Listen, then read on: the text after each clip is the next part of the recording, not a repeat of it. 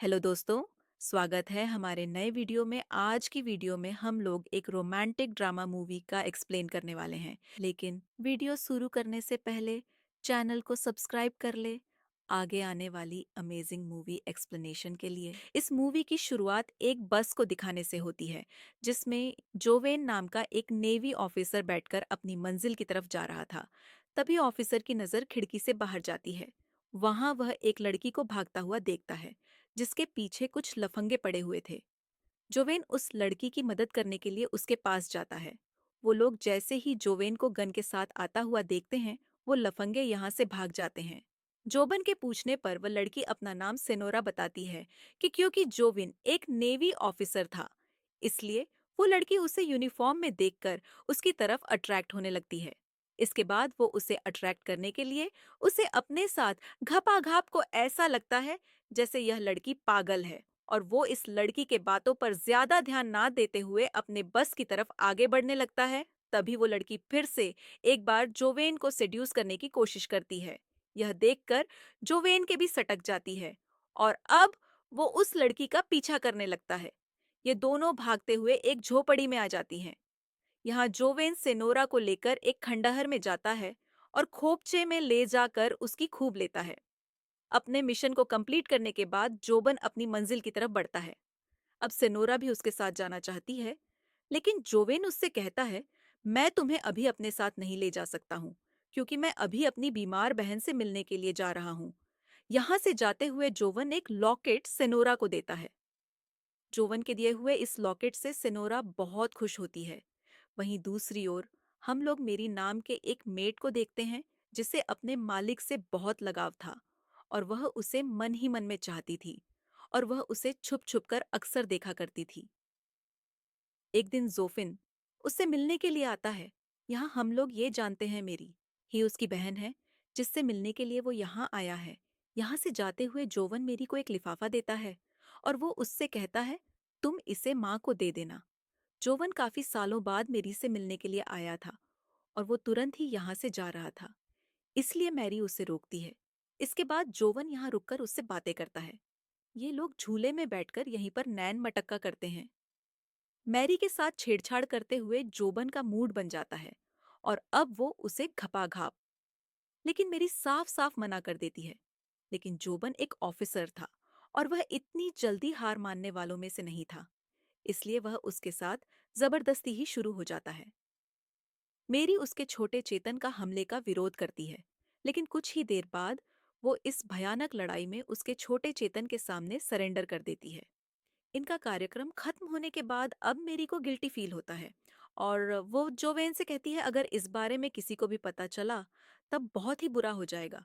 लेकिन जोवेन को इन सब बातों से कोई भी फर्क नहीं पड़ता है, क्योंकि वह तो अब दूसरा राउंड भी चाहता है। वहीं इधर हम लोग मैरी के मालिक डेविड को देखते हैं, जो कि पेट्रिशिया नाम की एक औरत का पीछा कर रहा था। वो चर्च से लेकर कॉफी शॉप तक उसके पीछे पीछे जाता है। इसके बाद डेविड घर लौटकर सीधे नहाने के लिए जाता है। इधर मेरी को घर की सफाई करते हुए डेविड की फोटो एक लड़की के साथ मिलती है। वो उन फोटोज को अपने पास रखती है। इधर डेविड को नहाने के बाद तुरंत ही ऑरेंज जूस पीने की आदत थी, लेकिन उसे मेरी कहीं भी दिखाई नहीं दे रही थी, इसलिए वह खुद ही किचन में जूस लेने के लिए जाता है। वह यहाँ आकर अपनी ग्रैंडमदर को देखता है, जो कि दोपहर में होने वाली पार्टी के तैयार तैयारी कर ही थी। डेविड की इस दोपहर की पार्टी में शहर के कई मशहूर लोग आए थे। उन्हीं में से एक थी पेट्रिशिया, जो कि अपने हस्बैंड जोसेफ के साथ यहाँ आई थी। इधर डेविड अपने मेगापिक्सल वाले कैमरे से पेट्रिशिया की फोटो खींच रहा था। यह देखकर जोसेफ को काफी अजीब लगता है। एक दिन मैरी जब डेविड को जूस देने के लिए उसके कमरे में जाती है, तब डेविड उससे पूछता है, क्या तुमने आज पैंटी नहीं पहनी है? डेविड के इस सवाल को सुनकर मेरी के होश उड़ जाती हैं। तभी डेविड उससे बोलता है, मुझे सब कुछ पता है कि तुम मुझे छुप छुप कर देखती हो, इसलिए मैं आज तुम्हें अपना छोटा चेतन दिखाऊंगा। इतना कहते हुए डेविड मेरी के सामने ही अपने टावल को हटाता है। डेविड के छोटे चेतन को देखकर मेरी के दोनों आंखें फटी की फटी रह जाती हैं। अब डेविड भी यह समझ चुका था कि मैरी को उससे क्या चाहिए। इसके बाद वह मैरी को तेल लेकर आने के लिए कहता है। और इसके बाद वह मसाज करवाते हुए मेरी के साथ घपाघाप के पीछा कर रहा था। पेट्रिशिया अभी पैदल ही जा रही होती है। यहाँ पर डेविड उसे लिफ्ट ऑफर करता है। पेट्रिशिया उसकी बात मानकर उसके कार में बैठ जाती है। इसके बाद डेविड उसे अपनी पुरानी हवेली में लेकर जाता है। यहाँ यह लोग साथ बैठकर सुट्टा फूक हैं। पेट्रिशिया यहाँ डेविड से पूछती है, चलो बताओ, तुम मेरा पीछा क्यों कर रहे थे? डेविड कहता है, मैं तुमसे प्यार करता हूँ और तुम्हारे साथ गबागब करना चाहता हूँ। यही मेरी जिंदगी की सबसे बड़ी फैंटेसी है। ये सुनकर पेट्रिशिया को बहुत हंसी आती है। तभी अचानक पेट्रिशिया के पास एक कॉल आता है। पेट्रिशिया को किसी ने नए नंबर से कॉल किया था। ये देखकर डेविड उसका फोन लेता है और उसके फोन के जीपीएस को ऑफ कर देता है और कहता है, तुम उसे हमेशा ऑफ ही रखना, नहीं तो तुम्हारा हस्बैंड किसी तरह तुम्हारा पीछा करते हुए यहाँ आ जाएगा। पेट्रिशिया डेविड की बातों को सोचते हुए बहुत हंसे जा रही थी। पेट्रिशिया डेविड से पूछती है, तब तो तुम मुझे रोज याद करके हाथ गाड़ी भी चलाते होगे? डेविड कहता है, हाँ बिल्कुल, मैं जब 9 साल का था तभी से मैं तुम्हें देखकर हाथ गाड़ी चला रहा हूँ और मुझे अपने आंखों पर अभी यकीन नहीं है कि तुम मेरे सामने बैठी हुई हो। पेट्रिशिया कहती है, मुझे भी इस बात पर यकीन नहीं हो रहा है कि मैं तुम्हारे सामने बैठकर तुम्हारी इन बातों को सुन रही हूँ। तभी डेविड पेट्रिशिया से उसके हस्बैंड से उसके रिलेशन के बारे में पूछता है। पेट्रिशिया कहती है, सब कुछ बिल्कुल सही है। डेविड कहता है, तुम झूठ बोल रही हो। मुझे सब कुछ पता है कि तुम्हारे बूढ़े हस्बैंड का छोटा चेतन काम नहीं करता है। पेट्रिशिया कहती है, अच्छा, यह बात है, तो बताओ, तुम्हारा छोटा चेतन कितना काम करता है? बातों को खत्म करने के बाद ये दोनों अपना असली काम शुरू कर देते हैं। टपा पप करते हुए इन दोनों को समय का पता नहीं चलता है और अब रात हो चुकी है। पेट्रिशिया फटाफट अपने कपड़े ढूंढने में लग जाती है, लेकिन यहाँ उसकी पेंटी तो मिलती ही नहीं है। डेविड कहता है, तुम टेंशन मत लो, वो यहीं कहीं पड़ी होगी।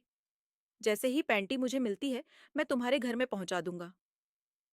पेट्रिशिया कहती है, इसकी कोई भी जरूरत नहीं है और अब से तुम मेरा पीछा भी नहीं करोगी।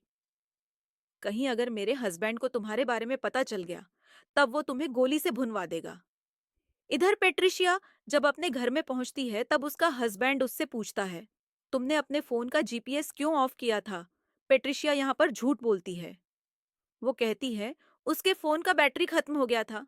जोसेफ को पेट्रिशिया पर तो शक हो गया था, लेकिन वह उस बात पर ज्यादा ध्यान न देते हुए पेट्रिशिया के साथ पलंग तोड़ने में लग जाता है। अगले दिन हम लोग जोसेफ को कार में देखते हैं, जो कि मेरी की बहन पावला को पिक करने के लिए गया है। असल में मेन पावला पहले जोसेफ के रो स्टैंड में ही काम करती थी और उस दौरान इन दोनों के बीच में काफी ज्यादा घपाघाप जोसेफ की गाड़ी में आकर बैठ जाती है। जोसेफ उसे अपने नए रेस्टोरेंट के ओपनिंग सेरेमनी में लेकर जाता है। इसके बाद वह उसे अपने प्राइवेट कमरे में ले जाकर उसके साथ टपाटप करना शुरू करता है। इसके बाद वह उसे ढेर सारे पैसे देकर उससे यह कहता है, ये पैसे तुम रखो, इन पैसों से तुम चॉकलेट खा लेना। इसके बाद वह पावला की मुलाकात एक बहुत बड़े एक्ट्रेस जोशी से करवाता है, क्योंकि उसे अपने लिए एक लड़की की जरूरत थी, जो कि हर वक्त उसके साथ इसके बाद जोशी पावला को अपने घर लेकर जाती है। वह उसे बहुत सारी शॉपिंग भी करवाती है। अब पावला की लाइफ बिल्कुल बदल चुकी थी। जोशी की घर की मेड को देखकर उसे अपने पुराने वाले दिन याद आते हैं, क्योंकि वह भी बहुत पहले एक मेड की नौकरी किया करती थी। शाम में जोशी पावला को एक क्लब में लेकर जाती है। यहाँ हर कोई किसी न किसी के साथ कोने में लगा हुआ था। यहाँ पर पावला कुछ ज्यादा ही ड्रिंक कर लेती है, जिसकी वजह से उसकी तबीयत खराब होने लगती है। इसलिए जोशी उसे घर लेकर आती है। यहाँ हम लोग यह जानते हैं, जोशी को लड़कों में नहीं बल्कि लड़की में इंटरेस्ट था और इसलिए वह पावला को लेकर यहाँ आई है। पावला को यह सब ठीक नहीं लग रहा था, लेकिन जोशी उसे जबरदस्ती अपने साथ नहाने के लिए स्विमिंग पूल में खींचती है। इसके बाद ये दोनों एक साथ सोकर कैंची शॉट मारते हैं, लेकिन पावला को अभी भी यह सब सही नहीं लग रहा था। लेकिन अब धीरे धीरे जोशी के साथ रहते हुए पावला को भी मजा आ रहा था। लेकिन जोशी पावला को बॉयफ्रेंड की तरह रख रही थी। ये सब देखकर वो थोड़ा अनकंफर्टेबल फील करती है। जोशी पावला से कहती है, अगर तुम घर जाना चाहती हो तब तुम जा सकती हो, लेकिन एक बार जाने के बाद तुम यहाँ दोबारा मत आना। पावला एक लेस्बियन बनकर नहीं रहना चाहती थी, इसलिए वह जोशी से ब्रेकअप करके यहाँ से चली जाती है। यहाँ जोशी पावला को अपने कार में बैठाकर उसके घर ड्रॉप करने के लिए जाती है। यहीं पर हम लोग सेनोरा को देखते हैं। इस बार भी कुछ बदमाश उसके पीछे पड़े हुए थे और वह अपनी जान बचाकर यहाँ से भाग रही थी। तभी उसे जोशी की गाड़ी दिखाई देती है और वो उसमें जाकर बैठ जाती है। जोशी फटाफट अपनी कार को लेकर यहाँ से निकल जाती है। अगले सीन में हम लोग सेनोरा और जोशी को देखते हैं। इस सीन को देखकर हम लोग ये समझ पाते हैं कि इनके बीच में क्या हुआ होगा। इसके बाद जोशी कुछ पैसे सेनोरा के सामने रखती है और यहाँ से जाने लगती है। जोशी यहाँ से जा ही रही होती है। तभी सिनोरा भी यहाँ आती है और वो इन पैसों को उसे लौटा हुए ये कहती है, कल रात को मैंने भी बहुत एंजॉय किया था, इसीलिए मैं इन पैसों को नहीं रख सकती हूँ। जोशी अब सिनोरा को अपने साथ ले जाना चाहती है, लेकिन सिनोरा जाने से मना कर देती है, क्योंकि वह अभी भी जोवेन का आने का इंतजार कर रही थी, क्योंकि उसने जाते हुए उसे अपना लॉकेट दिया था और उससे वादा भी किया था कि वह उसके पास जरूर आएगा।